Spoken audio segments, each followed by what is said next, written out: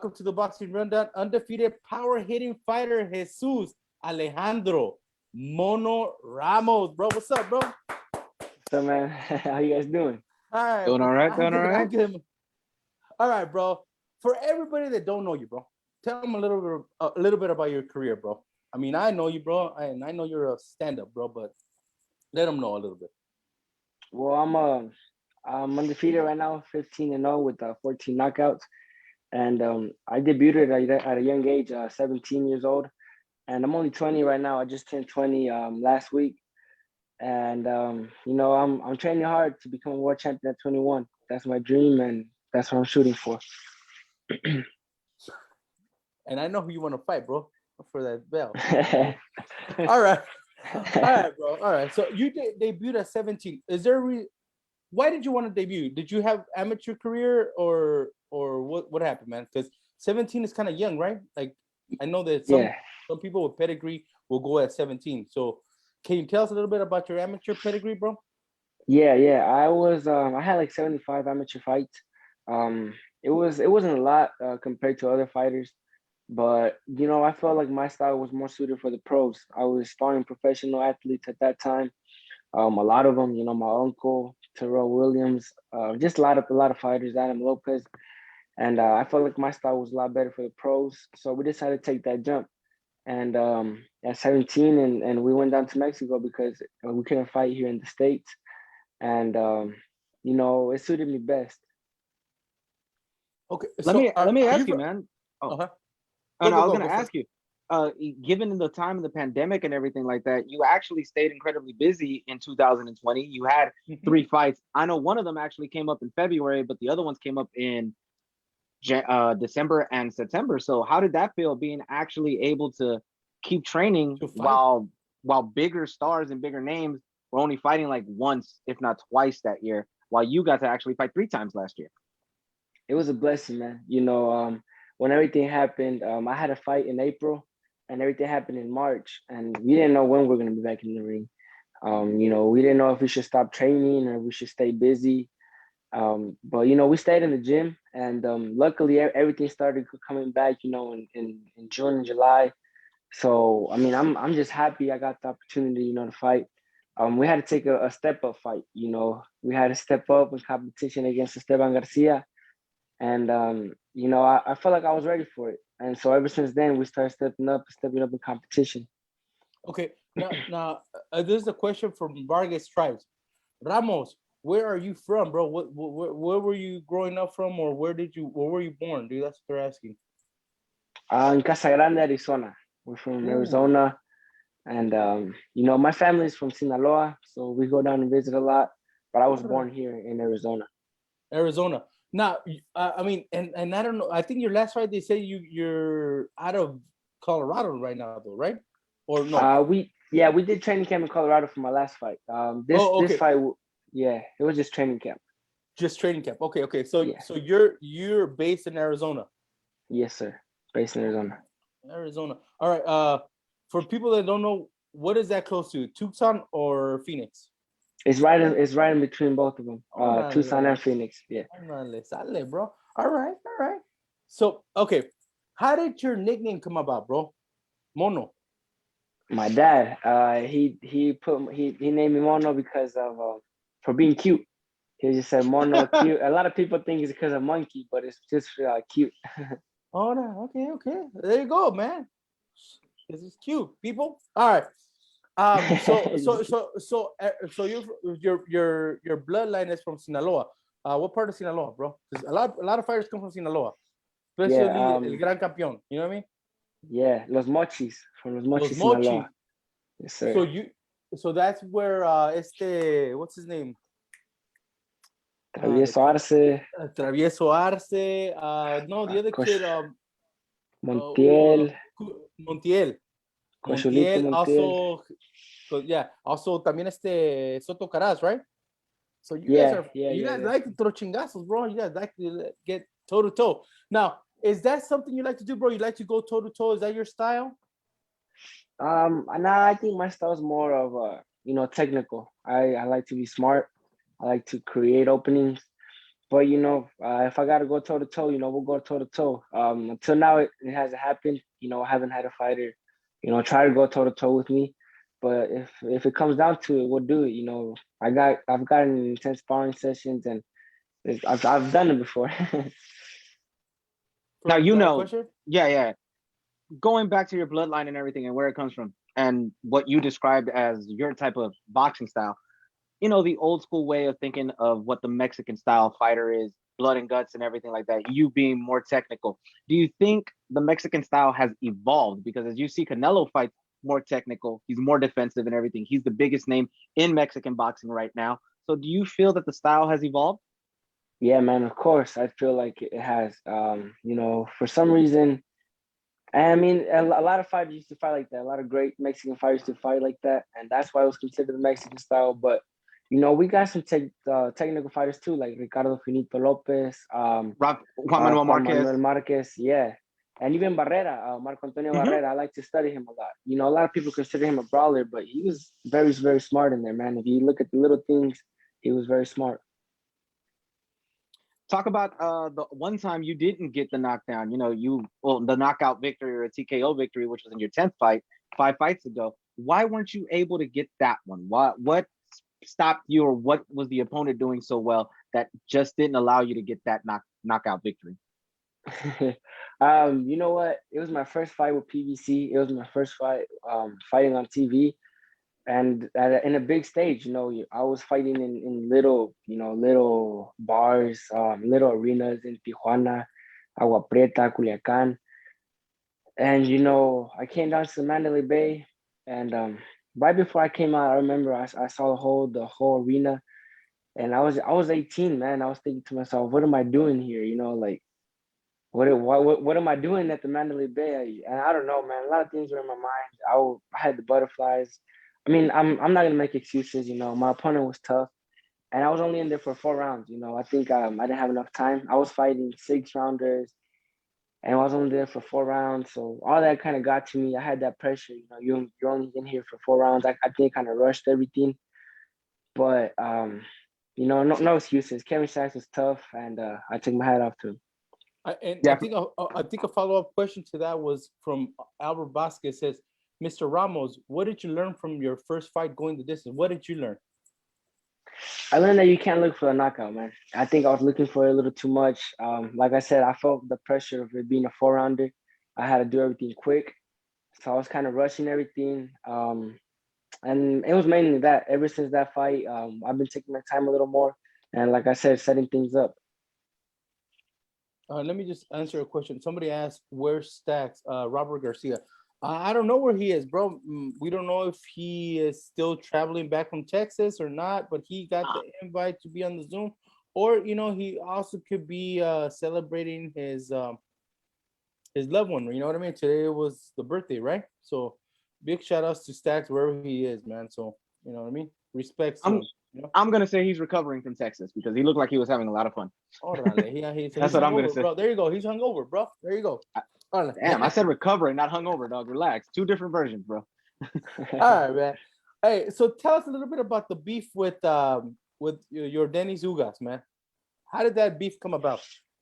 I wouldn't consider it beef. It's just I want to fight him.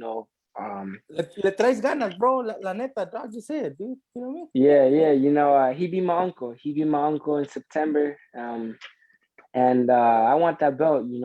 It belongs to us. It belongs to my family. So it's an eye for an eye type of thing. He beat my uncle, so now I gotta go after him. And that's the fight I want. That's the fight I want to become a world champion. I want to beat him to become a world champion. Hopefully it happens. Hopefully he's able to defend it, and hopefully he has it for next year. And I applaud you for wanting that fight. A lot of people since the Sean Porter fight have looked at Ugas and kind of not wanted to fight him. I think he's I'm not saying he's the boogeyman of 147, but I think he's an avoided fighter at 147. He's one of the guys that I wanted Terrence Crawford to test the waters with for the PBC side, but I commend you for it, wanting that fight. The guy has a tremendous style. He gave Omar Figueroa fits. So yeah, he's a real good fighter. So besides just that family pride and wanting that fight, what have you seen in Ugas that you say you could defeat him? I don't think I've seen anything in him. I think I've seen stuff in myself.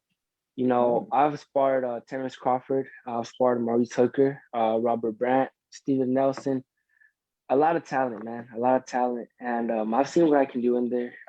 I've seen how I've held my own with those guys. And being, 19 years old, I was in there with those guys and sparring them and like I said, holding my ground. And like I said, I know what I can do in there, and I know I can. I know I got what it takes to fight a Yordani Sugas. Now, talk to us about sparring Crawford, because there's one thing I know about Crawford, and no matter what Crawford does, he gives it 100%, and he's competitive as hell. Like he doesn't want. Yeah, he doesn't want to take a loss in any way, shape, or form. He doesn't want to take a loss in a card game, in ping pong and dominoes, nothing. So talk to us about sparring him and how intense that was. It was real intense, man. It was real intense. He's real smart in there. And like I said, I like to be smart in there too. So it was kind of like a chess match. We were both trying to pick our shots, and it was 4-minute rounds. So I had to think every minute of that round. It was just being smart. I couldn't make any little mistake you would capitalize on it. So I had to be sharp, and it's exhausting, man. And not because you're throwing a lot of punches, not because you're going all out, just being active, being alert, just thinking and all that. It's exhausting, and but it was good work. I learned a lot, and each time I'm in there with them, I learn a lot. That's good. I'm gonna give you a comment, and then I'm gonna keep on going on the Crawford right now. JC Casada says it's going to happen, and you. That's what he's saying, bro. Big shout out to JC. Stock deal today. All right, but talking about how many times have you been in the ring with Bud Crawford? How many times have you been working with him? You guys work a lot? It's been about 3 or 4 times. He sparred with me back in August, getting ready for my September fight, and then back for this fight. So back in January, we sparred again, getting ready for my last fight in February. And like I said, those couple of times they've been real good. They've been real good work, and I've learned a lot. Like I said, and not only from him. Maurice Hooker, he's real good too, and Robert Brandt, all those guys, man, they're real good work. I'm gonna give you a comment from Xavier Orozco. Says that's how you get better. You spar the top dogs. Also, we have our infamous troll. It's Jaime Costecho, bro. He wants to give you one of his famous comments or questions. Here it goes, bro. Is Jesus as excited for the Bachelor finale for tonight as I am? For the Bachelor. Do you watch that, bro? You know, right? Do you watch I doubt he watches The Bachelor. No, man. You're the only one watching The Bachelor, bro. We ain't watching The Bachelor at all, dog. So cut it out. All right. Okay. So, besides, like you said, you've been in a couple camps with Crawford. Do you do also his training regimen? You know what I mean? When they go up to that hill and all that, man? Yeah, man. That's I think aside from being in the ring with them, that's the most important part that I've learned from them. They train 7 days out of the week, and that's the most important part, and just the hard training, man. I used to think we worked hard. I used to think I worked hard, but when I went to his camp, it was different. It was a lot more different, and now we've applied that into our camp, and I think that's what keeps me getting better and better. That's good. That means you're picking up things from people, the guys up there. So you're picking up their habits and picking up their skill and everything like that. Outside of the ring, what fighter or what coach or what trainer has helped you out more, has given you more advice about life in between fights and everything? In between fights, I think this is my father. He's my coach, and he's always keeping me grounded.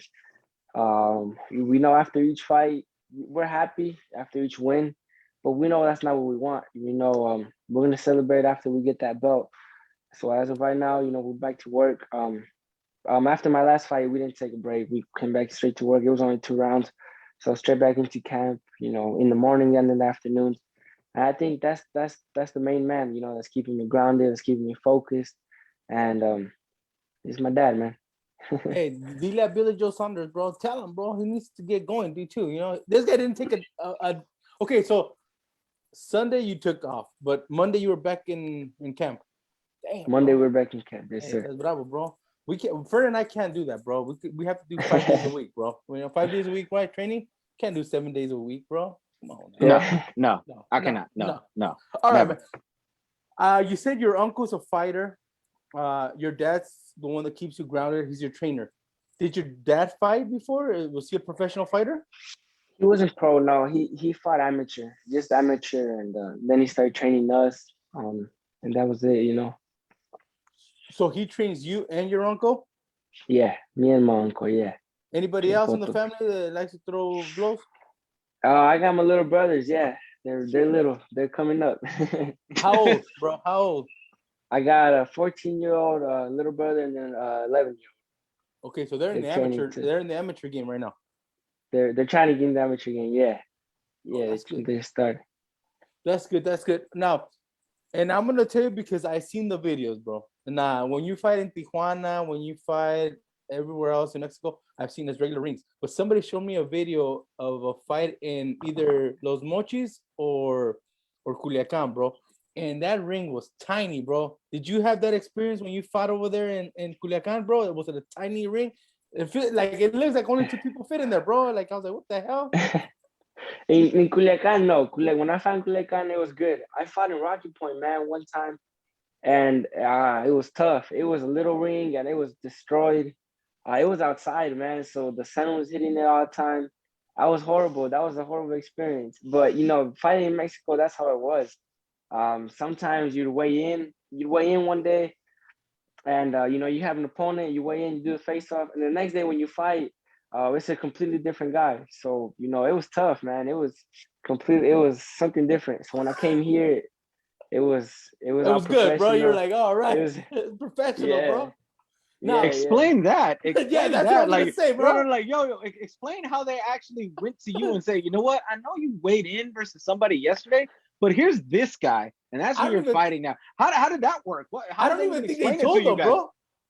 That's how that's how they work, man. I don't know what happened to the first guy. I think he missed weight or something like that. He couldn't make weight. And then they were like, no worries. You're fighting tomorrow, and just we'll get it solved. And they solved it. They put somebody in there. I don't know how much he weighed. He was big. I had to just go through it, man. Damn. So you didn't even know how much he weighed. He was probably bigger than you, bro. He could have been. Yeah, who knows? Okay, but they don't. Okay, okay, but at least they tell you, bro, you're gonna fight. You know what I mean? That's probably what they should have told Navarro, bro. Like Thunder Navarro last week. Double should have just said, "You're still fighting, bro. You're not gonna fight that guy, but you're still fighting. You're gonna fight somebody." Get first, bro. First under it. Well, but I mean, was that like your biggest comparison from fighting in Mexico to fighting here, or was it also, like you said, the crowd was one of the things that took you out of sync? You know what I mean? Yeah. I think that the biggest thing it's been that, that's the big difference. Everything's so professional out here, especially with PBC. But like you said, the crowd, it was a lot smaller over there. And when I fought over here the first time, it was completely different. Fighting at the Mandalay Bay, that was something else. But I got used to it. And unfortunately, now with the COVID, I haven't fought in front of a crowd. So we'll see how that works. But now I think you'll have the crowd, bro, because if anything, Raza loves guys that can knock out, man. You have a knockout, streak going right there. You know what I mean? So you're gonna have a lot of fans behind you, bro. You're gonna have people that are cheering you. You know what I mean? After this interview, bro, you're gonna have more fans. You know what I mean? Look at that, they're throwing hearts. Are you guys throwing the corazones to El Mono, or are you guys throwing corazones to me? Who you guys throwing corazones to? Nah, it's gonna be you, bro. You're the one with the nickname, bro. No, but okay. Now let me tell you this, bro. Who was it that fought whose card were you in the Mandalay Bay? It was the Charlo card. It was a Charlo versus Coda card. Yeah, Charlo versus Coda card. Yeah. Now, did you get to talk to any of those guys, the Charlo brothers? I did, man. In the sauna, actually, we're cutting weight, and they were there. I was kind of nervous, man, but they were good guys. They were just cutting weight. It wasn't a lot of talk because of that.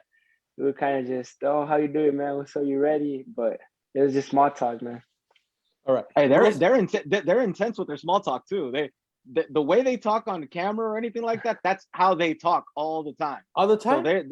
they're really intense. Yeah, they just have this look about them, dude. Rosemary Vargas says, when is your next fight? Do you know when your next fight is already? Yeah, man. April 24th. April 24th. Against who? You know the opponent? Yeah, Javier Molina. Why does that date sound familiar? Who's fighting on April 24th? Andy Ruiz versus There you go, Arreola. Ruiz Arreola. There we go. Yep. So you're on that card. Yeah, man. We're on that Are card. you the co-main event, bro? No, actually, my uncle is. He's fighting Omar Figueroa. And you're next, and then you. And So then, it's you, yeah. you, him, and then Andy. And then Andy, yeah, correct.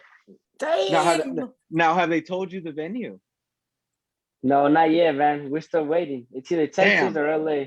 But I was trying to get that out of there. I was trying to get that one out. Okay, on this one, I'm gonna go with you, Fern. I think it's gonna be in Texas, bro. Yeah, I agree with you. This is definitely I gonna think go to it's Texas. gonna be in Texas because they want to get a crowd in there, bro. So get ready, bro, because you're gonna have a large crowd cheering. I mean, you have those two big guys in the main event, bro. You know, fans love fucking fights, bro. So you're gonna have a big rowdy crowd, dude. So I mean, I think yes. I'll be honest. If they want a big crowd and everything, there's one place that they could have it here in Los Angeles. There's one place that they could. They're not gonna fill it because of the restrictions, but they'll get at least a good 20,000. It's in Carson. No, it's actually in Inglewood. SoFi. So, but what would be the? They said 20%, right? 20%. It'll be about 20,000 people that you could fit in there. 20,000 people, Southern California, bro. Mexican beat, exactly. You know, I'll be there, bro. I'll be chanting for you, bro.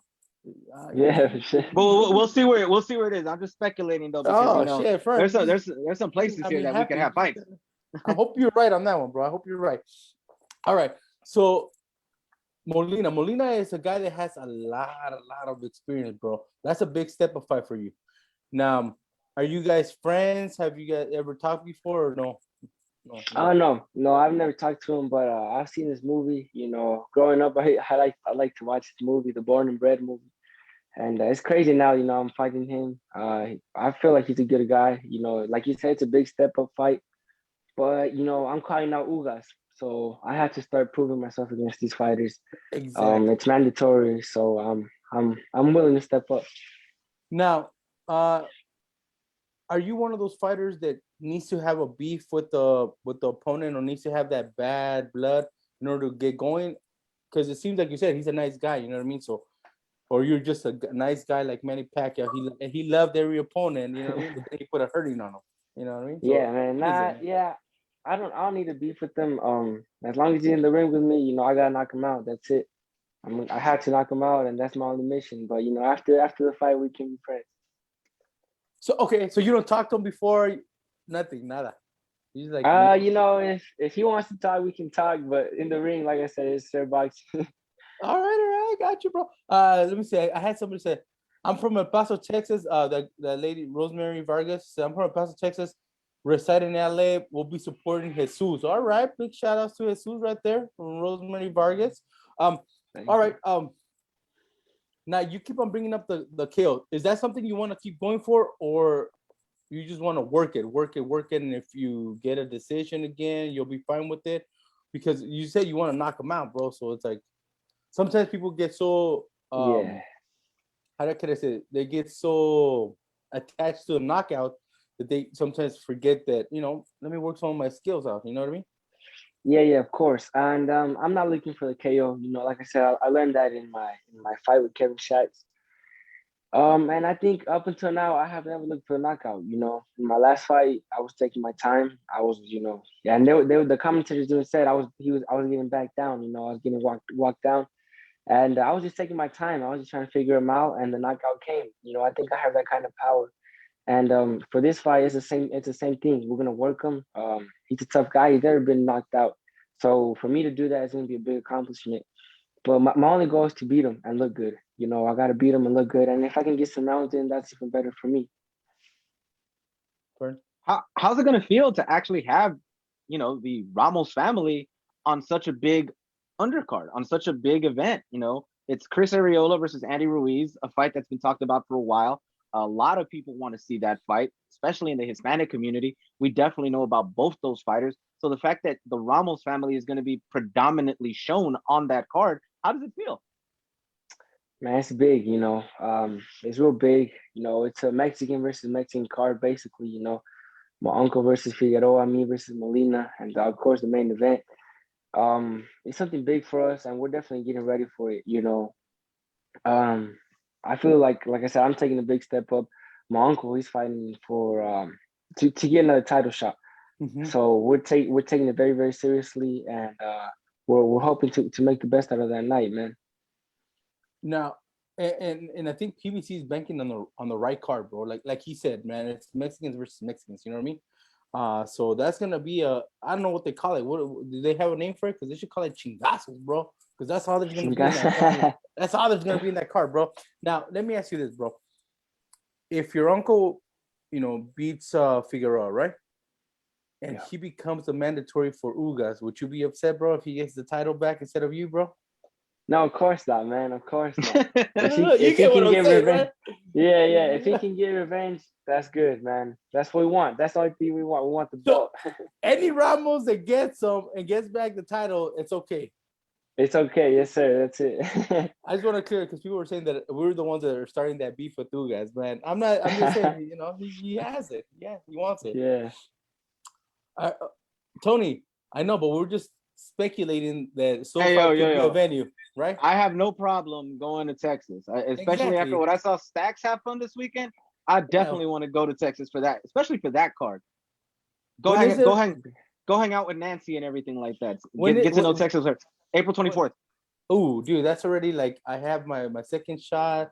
I'm past the 15 days, so I'm good, dude. I'll go to Texas. So there you go.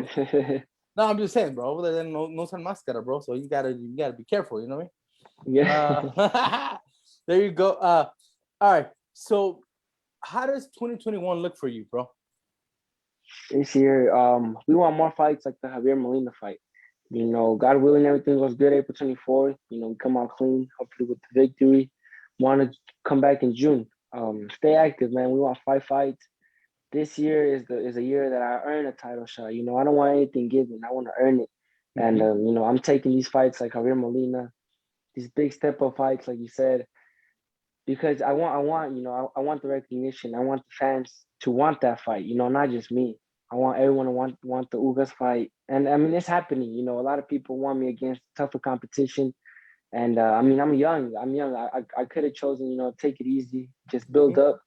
But no, people want to see me in against the better fighters, and that's what I'm going to do. Yeah, no. Hey, I want to go there too with Hector. Hector was partying it up there too, bro. Que no se haga, dude. I see him right there. Hector, big shout out to Hector de la Cruz, man. Man, you're famous. You're the famous trolls here, bro. Here we go, man. He says he can't wait till April 24th too because the UFC is back. Mandival versus Usman.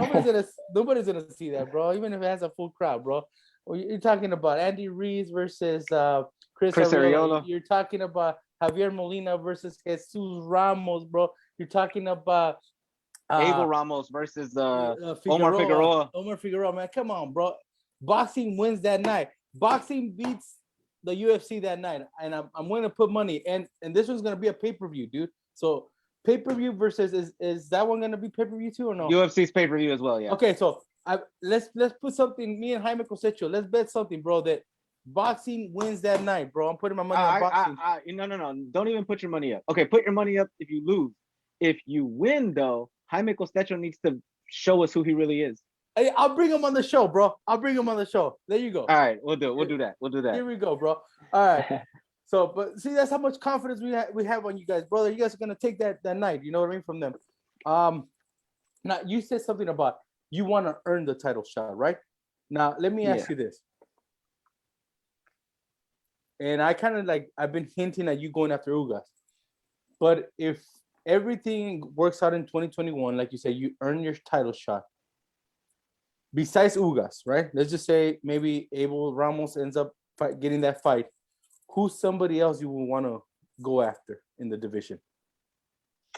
Honestly, anyone with the belt, man. You know, there's not a lot of fighters with the belt, but Anybody anybody could with get the it. belt.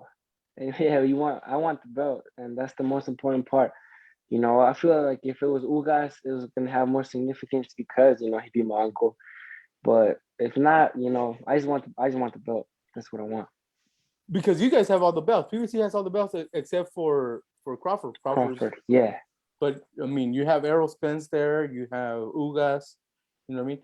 Now, do you think that the PBC will ever offer you somebody like Danny Garcia? But I think even Danny Garcia is moving up to the 154s, right? He wants to leave the division. He wants to move up to 154, but I think Danny's too small for that division, honestly, just my opinion. But hey. But if let's say that they offer you a Danny Garcia fight towards the end of the year, or a Lara fight. No, Lara's too big, right? Lara's 154 as well, yeah. Right. It would be either Porter or no. You know who I think they would offer him a good fight with?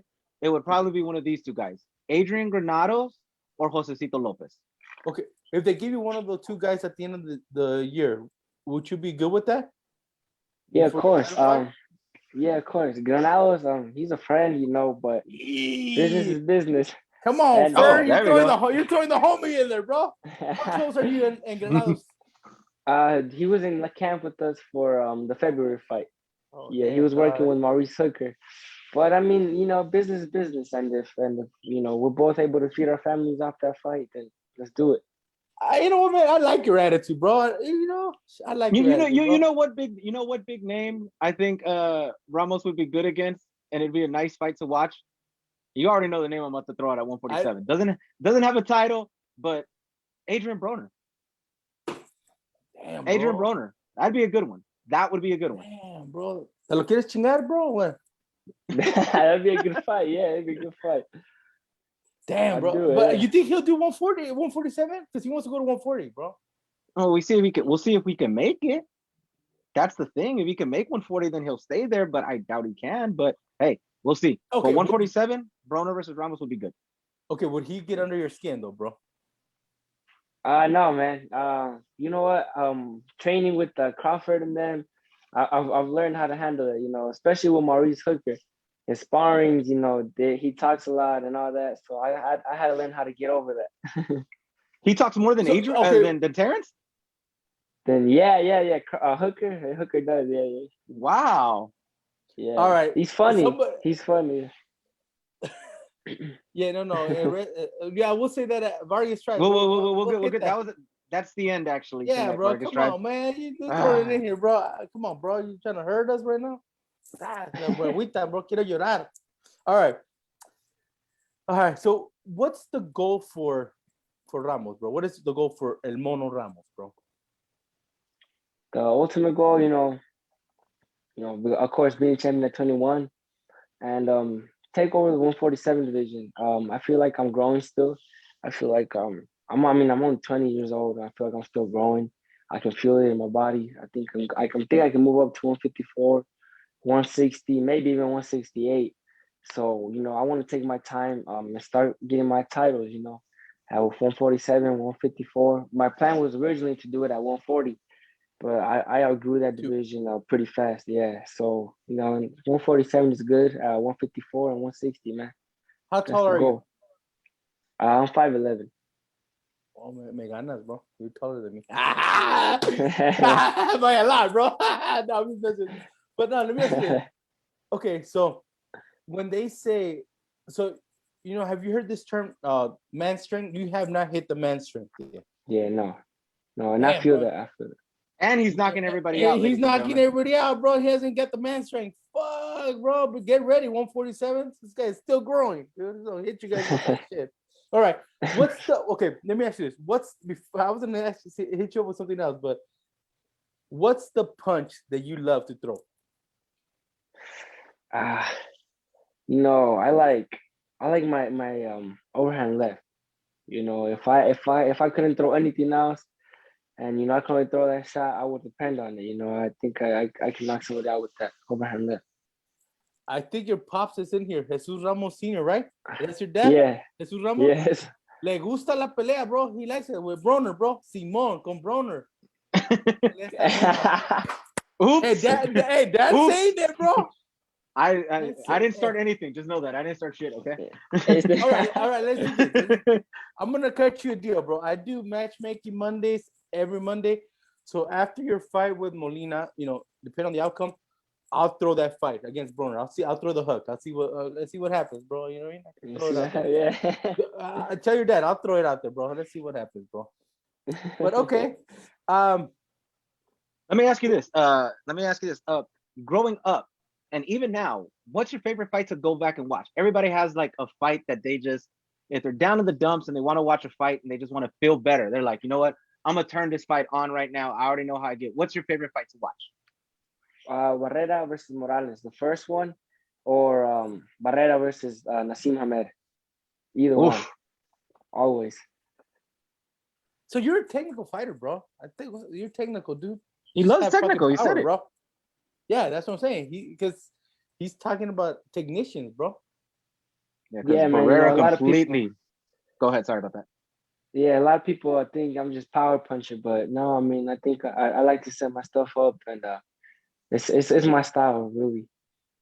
Yeah, I know, because Barrera completely decimated Nassim Hamed.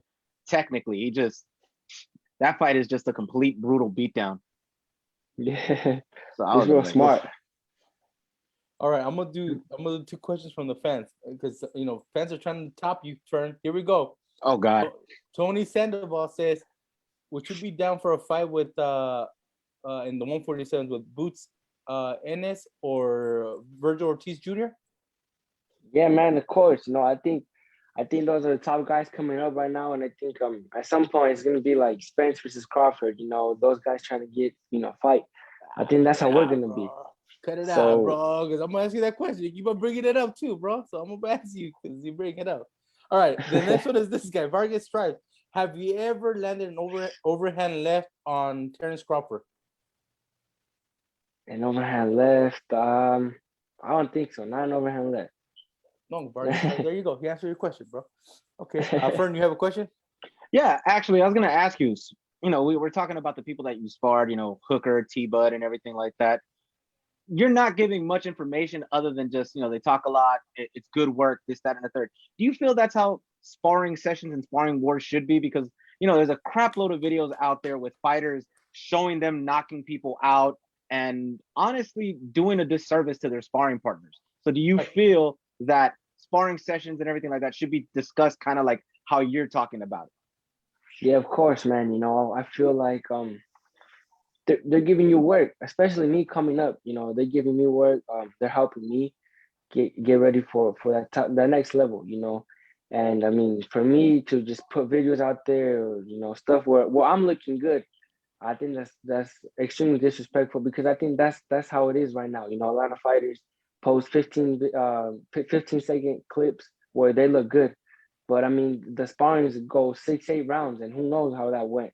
For 15 seconds, anybody can look good. So I think everything should be discreet. I think sparring should stay in the gym, and whatever happened there, whoever was there, just that's it, and nobody else should know about it. Hey, I commend you on that, bro. I commend you because, like you said, right now we're living in the social media society that wants to put, like you said, the 15 minutes of glory, but they don't put in the whole rest of the session. You know what I mean? And I mean, I'm actually like sometimes when I see people post them on Instagram or on Facebook Live, I tell them, hey man, take it down, bro. I mean, I don't want to see no sparring, bro. I don't want to see that. Nobody wants to see that. Yeah, man. Yeah. Gabe Flores Sr. Says, you're right, bro. Nancy Deanna says exactly. Keep it professional, no clowns. There you go. Thank you, Gabe Flores Jr. Sure. Hey, where's my steak, dog? You guys want, bro? I need my steak. No te hagas. I need to eat, bro. No he comido desde esa pelea, bro. Pacheco still owes us tacos too, bro. Oh yeah, Pacheco owes us tacos too, man. Dude, we're starving, bro. So don't bet with us, bro. We will bet you on food. All right. All right. So okay. Now, if you were able to make, a fantasy match, it could be present day fighter or past fighter. who would you want to fight? We asked this question last week, and we got a lot of comments on it, right, Fern? So we want to hear if you were able to fight anybody right now, like let's say, no politics, no nothing. You could fight that person, presently fighter or past fighter, whoever you could. Who would it be, bro? I like to fight Juan Manuel Marquez. Damn, like I man, said, he's one of my favorite fighters, man, and he's very smart in there. So I like to see how he sets things up in there. I like to share the ring with him, see how his brain works. Because he was real smart. And I mean, from us, from the outside looking in, it's different. Once you're in there, and I'd like to experience that. You know what? You're the second person. We asked the question to two people, and you guys both said the same guy, right? Yep. I mean, I'm very proud of this young class coming up, man. I mean, you guys, keep on giving us and amazing us, Go ahead, Fern. No, I was about to say they know their history. They know which ones, which ones to go after. So that's good. Yeah, heck yeah. Marcus would be a good one. Yeah, second week in a row. See, everybody's talking about it. If you want a good sparring video, go to Rocky's page. Yeah, I don't have no sparring sessions, bro. So yeah, go to my page. Thank you, Jaime. I love Jaime, man. Jaime Cosecho, man, #1 fan. All right. What motivates you or drives you, Jesus? My family, man. My family. I have my dad in my corner. My mom, she's always supporting me. I got my siblings that they look up to me. My two little brothers. I got my sister who's also looking up to me. So I know I can't quit. I gotta keep going. I gotta, I feel like I'm paving a path right now that they're gonna follow, and I gotta make sure I'm paving the correct one. Me being the oldest, of course, so I have to walk the correct path and make sure they follow. Man, dude. Nothing but gold right here, bro. Nothing but gold. Now, have you always worked out at the same boxing gym that you started at? Yeah, with my dad, we started in the garage though. We started training out of our garage, and then little by little, we got a gym, and it was a small gym, and then right now we're at a bigger location, and I trained there, but like I said, for training camp sometimes, we went to Omaha, where Crawford's from, then Colorado Springs. So for training camps, we switch it up sometimes. Okay. No, the reason why I was asking that is because, like you said, you have your siblings. They're coming up, and you got to give them the great example. But if you always been at the same gym, you also have all those young kids that come to work out and see you, man. You know what I mean? So you sound like a great role model, bro. I really put my head down and bless you with everything, man. If we could do anything for you, your family, and the gym, dude, we'll just shout you guys out every time. You know what I mean? Because that's something that is very valuable. Yeah, man. Fern, Yeah. anything else? No, I'm actually good right now. Now. All right, bro. So let me tell you this. I'm gonna do two things, okay? I'm gonna do one, and I've done this already, okay? But I'm gonna ask you. So when it's all said and done, okay? When it's all said and done, first of all, what is one thing you want to do for your family? Okay. And then also, what is one thing that the fans will remember about you after your whole boxing career is over? For my family, I want to build my mom a house, both my parents. I want to build them a nice house. My grandparents, both of them, I got on my dad's side and my mom's side. And, I want them to live good. I want them to, not work. My mom works right now. She's a teacher. I would like for her not to work anymore. And my grandma too, they're working. And, I like them to, just to enjoy their life, man, and not work every day.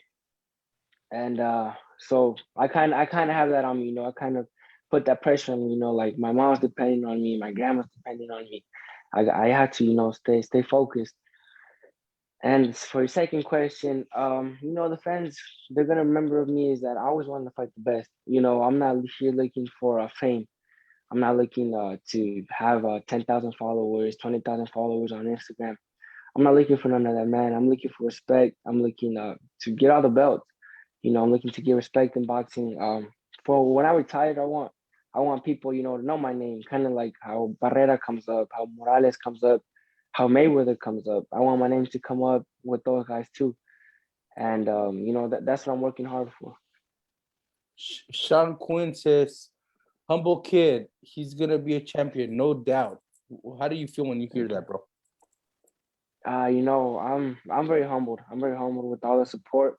A lot of people believe in me, and that just gives me extra reasons, to work hard. I can't let them down.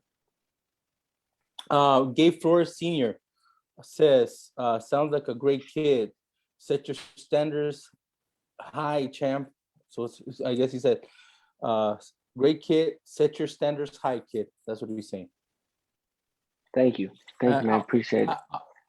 I want to give a big shout out to teachers, because you say your mom's a teacher. Right now, teachers, man, with this pandemic, man, they're really putting out there. They're doing virtual learning for students. So a big shout out to all the teachers out there, man. Support the teachers, man. Help them out. Hopefully things get back to normal. They're really putting a lot of work out there, And I could tell your parents did such great work with you, man. They show you the right path. You know what I mean? You sound like somebody that has goals, somebody that has the right state of mind. You know what I mean? Like you said, you don't want the 10,000 followers, the 40,000 followers on Instagram or social media. You want the fans that are going to be there in the arena for you. You know what I mean? The ones that are going to chant your name. So that's what matters. You know what I mean? Like, you can have as many fans as you want in social media, but can that be also in the stands? And when you do the right things in boxing, when you're putting seats in the butts in the seats. Yeah, butts in the seats. You know what I mean? That's what counts. So it sounds like that's what you want, man. So I'm really proud of it, and I mean, you should be proud too, bro. Thank you, man. I appreciate that. Appreciate it. Okay. Oh shit, bro! Somebody threw you a hard question, bro. Oh fuck, here we go, man. Tony Sandoval, man. He's trying to compete with our boy over there. So who's more popular in Arizona? Henry Cejudo, Jesus Ramos Jr., or David Benavides? Come on, man. I think it's this is I think it's between Henry Cejudo and David Benavides. In the UFC world, I think Cejudo. He's of course big out here, but a lot of people they know Benavides, and he just fought, and a lot of people I know were rooting for him, and he's done a lot of good work. Yeah, man. I mean, come on, guys. He's just starting his career, man. But you know what, bro? Give it a couple months, bro, and I think a lot of people in Arizona are gonna follow you. A lot of people in California are gonna follow you, man. You have what Texas. people want in Texas, man. You have what people want. You know what I mean? You have the knockouts. You know what I mean? That's what we want to see, bro. We're not playing games here. I'm gonna ask you the question because I asked you a little bit earlier, and I've heard you say it a number of times. Do you want to see that fight, bro? Do you think that we should be, as boxing fans, we should get that fight between Terence Crawford and Errol Spence to see who is the number one 147 fighter? Absolutely, man. Absolutely. I think it's very important. A lot of fighters in smaller divisions are doing it. Like we saw Chocolatito versus Estrada, Valdez versus Berchel, Teofimo Lopez versus Lomachenko. I mean, that's the best fighting the best, and I don't see why Crawford and Spence shouldn't fight. I mean, it's the fight to make right now. They're the biggest names at 147, and they should definitely do it. And I mean, even at 140, we got Ramirez versus Taylor. Josh Taylor. 140, yeah, 140. That's the biggest fight. So yeah, I mean, I think it's time. This year everyone's fighting the best, and I think it's time for them to fight each other too. Let me ask you two questions that came from the fans. One of them I ask it directly the way the fan asked it, and the other one I'm gonna switch it around. Nancy de Anda asked, what is the biggest sacrifice that your family has had to make to get you where you're at right now? My dad, he's worked a lot. He had to work. He worked as a mailman, all day, and then he'd come home and he'd train us. He'd have to train. I mean, he had to work, every day to get us to tournaments, and be able to afford, the hotels, the flight, everything. And he had to work hard. He had to work hard to have even the gym that we have right now. He had to invest a lot of money.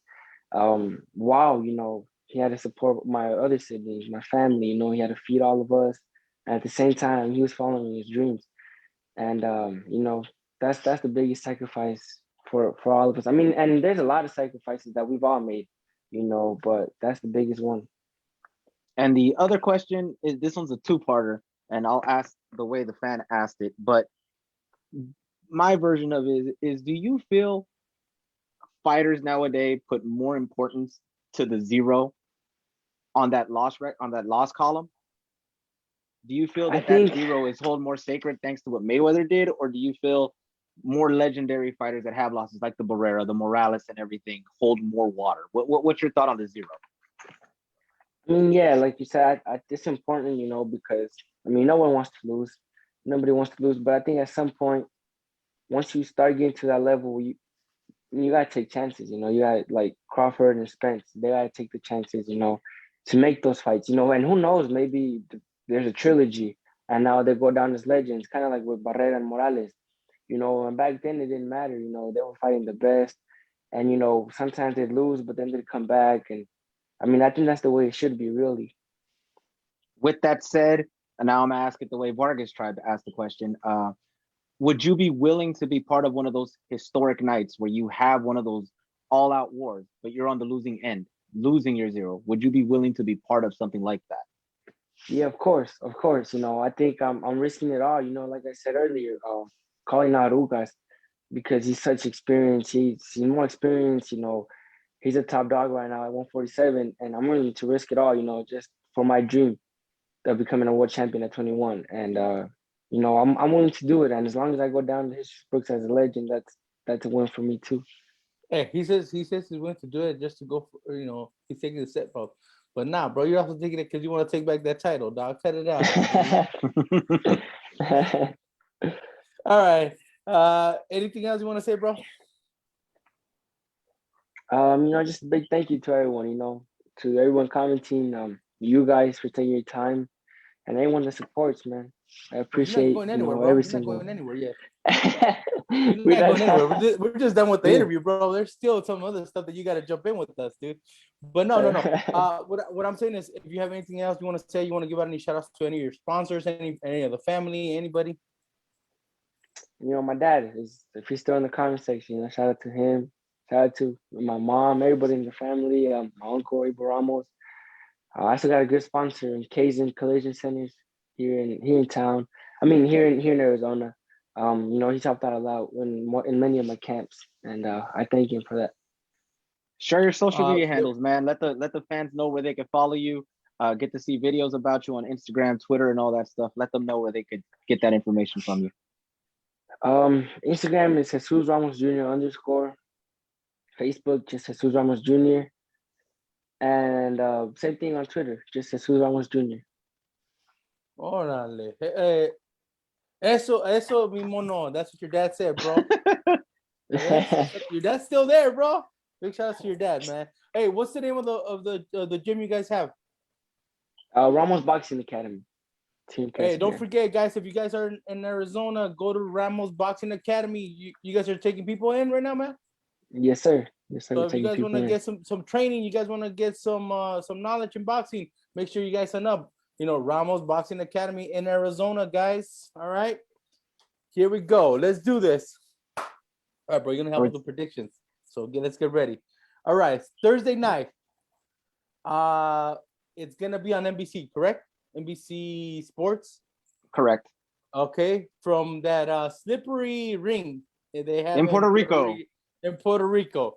Alberto Machado versus Angel Fierro. It was supposed to be Hector Tanajara, but apparently he wasn't able to make the fight. So now we have Angel Fierro versus Albert Machado. Who wants to go first? Let Jesus go. Jesus, go first. Who wins that one, bro? I'm not sure on that fight. You know, I knew the Tanajara and Machado, and I thought that was gonna be a good step up fight, man, for Tanajara. I felt like he's gonna have to dig deep for that one. But you know, with his new opponent, I don't know who he is, so I'm picking Machado based on his experience and you know just his his experience. And he's at home. And he's at home, yeah, correct, yeah. Burn. I'm gonna go with Machado. You already knew originally before when it was Tanahara, I had Tanahara winning that fight because I knew it was a step up fight, and Tanahara was one of the guys I was telling you that was one to watch this year. But not he pulled out, couldn't do it. Fierro jumped in. I don't know how much training Fierro got for this fight, but I still feel Machado has the experience to beat someone like Fierro. Now, I don't know. I'm not going to say what somebody said that Hector could be suffering from. But if he is, bro, I hope he gets better, okay? So I'm going to go also with Alberto Machado, bro. It's a home fight for him. I think late replacement is going to play a lot in his favor. So I think Machado gets it by KO or TKO in the middle rounds. You know what I mean? That's what I'm going to go with. And besides, they have a slippery fucking ring, bro. So that helps a lot, dog. All right, man. Let's go to Russia, bro. Saturday night, ESPN. Arthur Betterby versus Adam Danes for the WBC and IBF 175 straps. Who wins that one? You go first, Fern. Arthur Betterby by nuclear bomb, dude. That guy is just gonna wreck, man. Come on, it's Betterby. Betterby is gonna beat 99.9% of the 175-pound ranks, bro. He's a freaking monster. So Betterby by like knockout in the 5th, 6th round. All right. Go, Jesus. Go, man. Give it to him. I agree, man. I agree. He's a scary dude, man. He's tough. He's scary at 175. I don't think anybody beats him right now. All right. So we're all going by the nuclear bomb right there? Nuclear bomb, bro. Okay. Okay, let's do this. Does it go past 5 rounds? I said 5, 6. So at that point, yeah, okay. To answer your question. Let's say, does it go past 6? I don't think so. No, I don't think so. Shit. All right, man. So yeah, it's gonna be a nuclear bomb, bro, going down in Russia, guys. So Arthur Betterby gets that one from all of us. Let's get to Saturday, also from Texas, the Zone. I'm gonna do just two of the fights in there, and that's Siniesa Estrada versus Anabel Ortiz for the WBC strap. Who do you guys got? I have Siniesa, man. Siniesa is gonna beat anybody in those lower weight classes. I don't see anybody matching her skill, matching her drive, and just matching how she is. She carries herself like a champion and just continues to do so. And she shows it off every single time she fights. So I just don't see anyone beating her at those lower weight classes. Super bad wins it. Oh, okay. Mm-hmm. Robert. Jesus? Yeah, she wins, man. She's tough. I saw her fight with Marlene, and man, she's real good. She's real good? Yes, she wins. She wins. Okay, now, fuck, I don't even want to follow you guys up with this question. Okay, I think we all got Siniesa. Siniesa Estrada wins this one, but does she get to a point where she has to move up? Just like, because you're saying nobody beats her at that smaller class. So in order for her to kind of like, yeah, but who's in that weight class above her? The only person that was in that weight class above her was Marlene, and we already saw it already. It was the only person who was there at that weight class that could have given her any trouble or any problems, and we saw that already. Maybe they want to do it again because of what happened in the first fight, maybe. But beyond that, I don't see any reason why she needs to move up. To get another strap, bro? Another division? No? All right. I'm just thinking out loud, bro. All right. Let's get to the main event, guys. Virgil Ortiz Jr. versus Maurice Hooker for the WBO International strap. Now, I want to hear what Jesus has to say because he's been sparring with Maurice Hooker, so I definitely want to hear that's what I'm saying. He gets go it ahead, first, bro.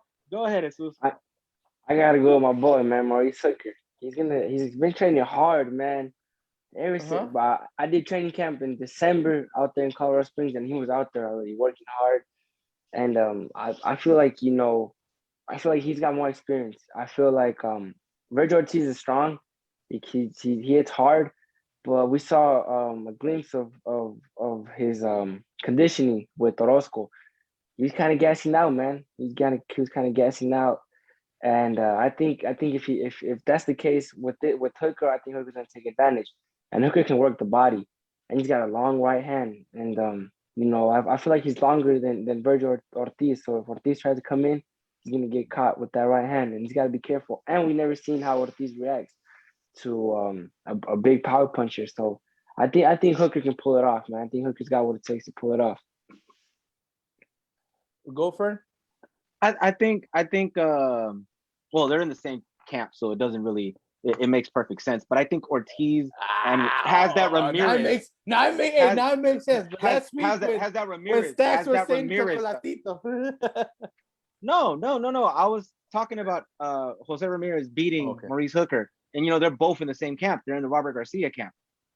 So it's like I feel that they're gonna come up with that game plan again and try to not duplicate it, but mesh it into Ortiz's style to make it look good for Ortiz to win this fight. I do see Virgil Ortiz winning this fight, but I do see it going late. I don't see it ending in like the 7th or the 8th. I see it going either the complete distance, or if it stops, it's somewhere in like the 11th or the 12th, kind of like the David Benavidez fight this past weekend.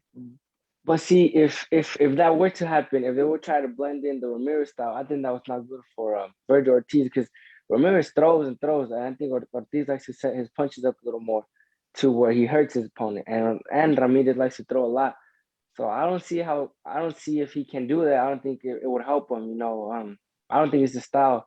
He might punch himself out trying to do that, but we'll see. It's a good fight. I'm excited for that fight. It's a stylistic fight. It's a really good stylistic fight. That, again, one old adage in boxing: styles make fight, and this style wise is really good. Yep, go good. You better cut it out, Jesus, because we're gonna bring you every week on, dude. We're gonna be giving out into debates over here. Jesus wants to be the winner this week. All right, this time, Jesus, you are gonna be the lone wolf on this one. So, that's you, bro. Because Fern and I are going with Virgil Ortiz. I'm a little bit in agreement with you, but I think after hearing from Jesus right here, I'm gonna say they go to the distance. They go the distance, and it's gonna be a decision for Virgil Ortiz. It's probably gonna be his toughest fight. You know what I mean? I know the fans are also putting on Ortiz right now. Everybody's putting Ortiz, but I think it's like you just gave us something from Maurice Hooker. So I was actually gonna go first with a KO in the middle rounds for Ortiz, but by hearing what you were saying, Jesus, you switched me out to go for a decision. So I'm going for a decision for Virgil Ortiz, and this one will be one of his toughest fights that he's ever fought in his young career. But me seeing a decision could end up going for Maurice Hooker too. You know what I mean? I don't know. So with that said, man, those were the predictions. Jesus is the only one going with that one. That's the only one we parted disagreed on. That's the only one we agreed on. But if Jesus wins all the fights this week, then you're gonna be here next week, bro, doing predictions, man. Shit. Are you ready for this, bro? Are you ready for this? All these people depend on you, bro. All these people put money on you. Hey, Ruckus, what's wrong with you, bro? This is the first time I've actually been on the show with you, and we did predictions, and not one time did you say draw. What happened? No tomaste soy, okay? No tomé hoy, dude. I mean, honestly, I don't see a draw. I mean, if it would have been Alberto Machado versus Hector Tanajara, I was gonna say a draw, bro. But actually no, bro. I was gonna say that Tanajara was gonna win that one, bro. Yeah, I had Tanajara, but I mean, other than that, I mean, I don't. I'm gonna give a prediction on who else is fighting, bro. Nah. No. Okay, no. You can't take this anymore, bro. No. You already went without the draw. You can't go back. No, bro. I'm not doing it. Okay. One question right here. We have Jesus here. Do you want to see a trilogy between Chocolatito and Estrada, bro? Yeah, I do. Who? And let me ask you this. Who did you have winning that fight, bro? And I mean, you could disagree with us. No, this past fight, Saturday night, I had Estrada winning. Like I said, he was landing the hard shots. He was catching Chocolatito coming in, the cleaner shots. Chocolatito has that style where he throws and throws, but I feel like the most meaningful punches were thrown by and landed by Estrada. And I gave him that edge. Yeah. You did say that, but I wanted to make sure because some people were still asking who did you have. So, and guys, with Estrada winning, it only set up something more beautiful, bro. We're gonna get a trilogy, guys. That's what we're gonna get, man. You know what I want to see is the co-main event of that fight. Since we have the Rat King on the side, I would like to see the Rat King versus Cuadras as the co-main event. Damn, bro, you're gangster, dude. Hey, come No, on, but dog. Another Superfly. Cuadras has power. That's what I'm saying. Another Superfly where the top 4 at that weight class go at it. I'm down with it. Come on, man. That'd be great. Especially if by that time we have more fans coming in and everything like that. Come on, the Superflies were here in LA. You know what I'm saying? So let's bring it back. Dude, that's what I'm saying, dude. Fern's just trying to get me all excited, guys. I mean, I'm gonna take my second vaccine this Friday, so Fern, cut it out, bro, because you're gonna get me to get wild out, dude. I want to wild out. All right, man. Once again, give them your social media, Jesus. Jesus Ramos Jr. _ on Instagram, and Jesus Ramos Jr. on Facebook and Twitter, man. There you go, guys. Don't forget, follow them. Also, the Ramos Boxing Academy in Arizona. Make sure you guys, go sign up. Get in there, man. Get your dukes up. Learn it out. Learn from the best. All right, guys. Somebody said something? No, dude. It's gonna be a trilogy, bro. This guy's won Joshua Franco versus Choco, dude. No, we're good, bro. We're good. Bro. All right, we're good with that, bro. All right, guys. You got anything else to say, Ruckus? Or are you done? I don't, guys. All I want to say. Right. Oh, yeah. All right, no, we do. That's why I want to. Let me end it. Say. Okay. You say it, but I'm gonna say something else at the end, bro, because I was very upset about somebody trying to get click bites. So go ahead, you do it, and then I'll finish it off. Okay, so as we all know, boxing and all us fans, fighters, and everything like that, it's a small knit group and everything, and we pretty much know about one another and everything as best we can. And on Saturday, we lost one of the greatest of all time, one of our 4 kings in our sport, marvelous Marvin Hagler, passed away. I'm not gonna say why people are saying he passed away or what about, but just I'm gonna let that permeate and let it speculate until it's done and we actually get an official word of how he passed. But if you haven't seen any of marvelous Marvin Hagler's fights, YouTube is there for you. I believe some of the streaming services have classic fights. I know ESPN Plus has the top ranked catalog and everything like that. They have some of his fights there. Go check it out and just marvel at at how marvelous he was in that ring. Again, he's one of our 4 kings with Sugar Ray Leonard, Thomas Hearns, Roberto Duran. It was a tough loss for the sport as he was a great ambassador, always willing to laugh, always willing to smile with people, and just, rest in peace, Marvin Hagler. And yeah, rest in peace, man. And like you said, bro, it's a legend, dude. I think people should respect that. And just that's what I'm saying. And I think some people just need to stop doing that whole this is the reason why he passed away and this and that, because you know what, you got to respect the family, man. I know the family, a family member pulled out a message saying that whatever people are saying out there, it wasn't the reason why. So let's just respect the man, respect the legend. And if we could all just do that, I mean, we lost a good one. You know what I'm saying, guys? So that hurts. And come on, man, just respect the family. All right. With that said, I got into it with somebody, bro, about it. That's why. Oh God, yeah. No, I stayed away from that. I stayed away from that topic, period. Yeah, no, bro, because I mean it hurts the community by you making those claims, you know what I mean? So people let it be, you know what I mean? That's it. All right. With that said, thank you guys. This was the boxing rundown. We had Jesus Alejandro, right? Alejandro Mono Ramos Jr. in the house. All right, guys, keep it going. We're gonna catch you April 24th, man. For sure, we're gonna check you out. It's gonna be a great card, guys. Don't forget, order it, pay-per-view. All right. Thank you. Thanks for the time, Jesus. Thank you guys for your time. Thank you.